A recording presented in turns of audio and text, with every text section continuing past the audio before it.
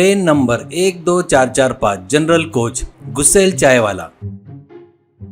मलकापुर नामक गांव में चतुर्वेदी करके एक व्यक्ति रहता है। चतुर्वेदी की पत्नी और 2 बच्चे रहते हैं।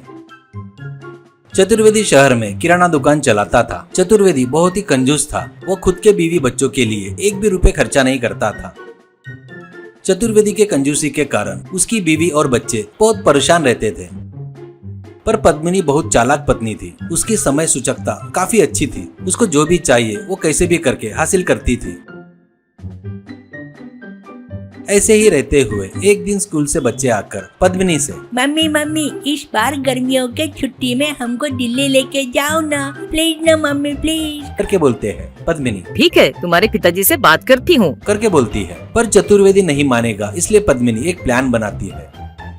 अगले दिन चतुर्वेदी घर में रहता है तब पद्मिनी तुरंत नीचे गिरकर शरीर में देवी आए जैसा बाल खुले करके, ए चतुर्वेदी, तेरे कंजूसी के कारण तेरे बीवी बच्चे को परेशान कर रहा है। पता है क्या, तेरे पत्नी और बच्चे को कभी भी कहीं भी घुमाने नहीं ले गया। कहती है तो वो अरे नहीं माँ नहीं करके बोलता है चतुर्वेदी डरते हुए। इस बार धुक्का लेके छुट्टियों में सभी को दिल्ली लेकर जा, तेरा भला होगा, अच्छा होगा तेरा, नहीं तो तुझे खत्म कर दूंगी मैं। कहती है। चतुर्वेदी डर के मारे ठीक है माँ पक्का लेकर जाऊंगा करके बोलता है।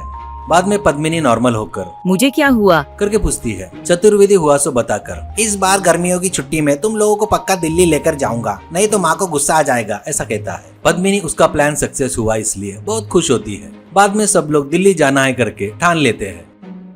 सब लोग रेलवे स्टेशन में जाकर वहाँ पर रेलवे स्टेशन में न्यू दिल्ली जाने वाली श्रीमती एक्सप्रेस 12445 प्लेटफॉर्म पर आई है करके अनाउंसमेंट होता है। सब लोग मिलकर उस ट्रेन में चढ़ते हैं।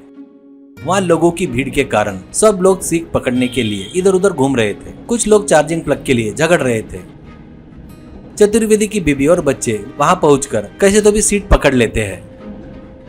ट्रेन में हर तरह के खाने के वस्तुएं बेचने वाला आ रहा था, पर चतुर्वेदी कुछ भी बच्चों को खरीद कर नहीं दे रहा था। बेचारे बच्चे आज से देख रहे थे। ये सब देख रही पद्मिनी, क्यों जी, इधर देखो, वो आगे वाले बैठे वाली फैमिली कितना बढ़िया, जो भी स्टेशन में आता है वो वैरायटी लेकर खा रहे हैं। आप लेकिन पैसे खर्च होंगे इसलिए घर पर ही पराठा बनवा कर लेकर आए। बच्चों को देखो कैसे देख रहे हैं। कहती है तो चतुर्वेदी अरे पगली, पैसे ऐसे ही खर्चा नहीं करना चाहिए, पता नहीं क्या जरूरत पड़ जाए, किसी को पता नहीं होता है, इसलिए बचा कर रखना चाहिए। तेरे को मेरा इस तरह बचा कर रखना कंजूसी नजर आता है, मेरी गलती नहीं है। तुम लोग सही तरह से नहीं सोचते हो ना, वो तुम्हारी गलती है, ऐसा कहता है। पद्मिनी क्यों जी, अब बस करो, तुमसे झगड़ने की हिम्मत अब मुझ में नहीं है। वो देखो सब लोग अपने को ही देख रहे हैं, ऐसे कहती है।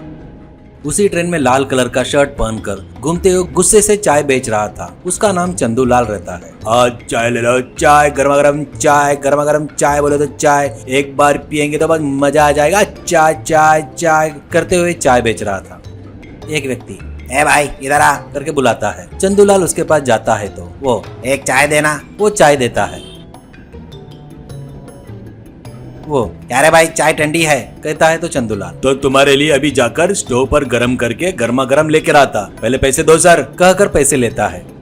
बाद में पद्मिनी के पास आता है। पद्मिनी चतुर्वेदी से चाय लेने को बोलती है। चतुर्वेदी क्या रे भाई कितने की है करके पूछता है। वो 30 रुपए की है तो चतुर्वेदी ये तो बहुत ज्यादा है रे कहता है तो चंदूलाल मेरे पास तो 30 रुपए में ही मिलेगी, लेना है तो लो नहीं तो छोड़ दो, और इस ट्रेन में मेरे अलावा और कोई चाय नहीं बेचता, पसंद है तो लो नहीं तो मैं जाता हूँ, ऐसा कहता है। सिर में दर्द हो रहा था इसलिए पद्मिनी ने चाय लिया, पर पद्मिनी चंदूलाल को कैसे भी करके सबक सिखाना चाहती थी।